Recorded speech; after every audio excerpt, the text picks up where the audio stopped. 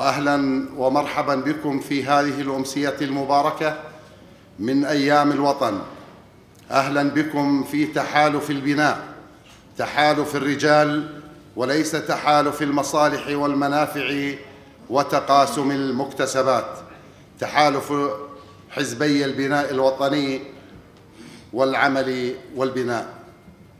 ما أراه الآن ورأيته عندما بدأنا بتأسيس حزب البناء والعمل إن دل على شيء إنما يدل على أنه هناك في نوايا إن شاء الله خالصة وصادقة لإنجاح هذه التجربة، للذهاب بعيداً بالوطن لكي نحقق غاياتنا.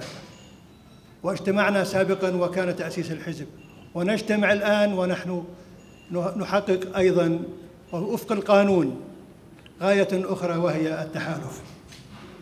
يشرفنا أن نلتقي بكم في هذا المساء لنعلن عن تحالفنا، تحالف البناء الحزبي. وعندما نسمي البناء فنحن متفقين كحزب البناء والعمل والبناء الوطني بأن البناء هو الأساس، والبناء يبدأ بالمواطن، والبناء يبدأ بالمواطن من كل النواحي. وعندما نبني الإنسان حقيقة سنصل إلى مجتمع متماسك، مجتمع إن شاء الله له وجوده وله كيانه.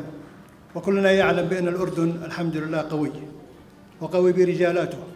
قد نحكي أن الأردن صغير لكنه قوي بالرجالات وبهممنا جميعا وهمم لشرواكه.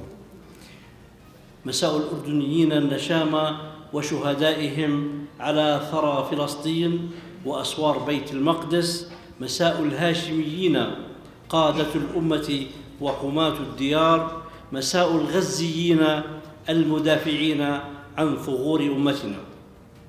الجمع الكريم، نلتقي اليوم ونأنس بحضوركم البهي، فما أحوجنا إلى ذلك الرصيد من الأكفياء القادرين على حمل المسؤولية.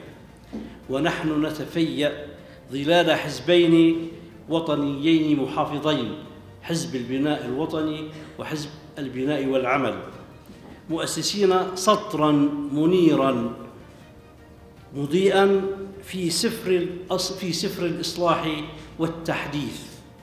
بداية أتوجه بالشكر لكل من ساهم في إنجاز هذا التحالف الذي نأمل أن يكون مقدمة لتحالفات أخرى تتجاوز البرلمان.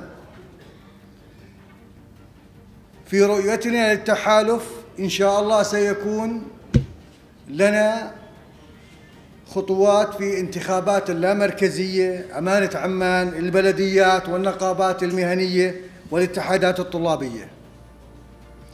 أيها الأخوة والأخوات، إن الطموح أمر مشروع، وهدف أي حزب أن يصل إلى مراكز صنع القرار ليتمكن من تنفيذ برامجها ورؤاها.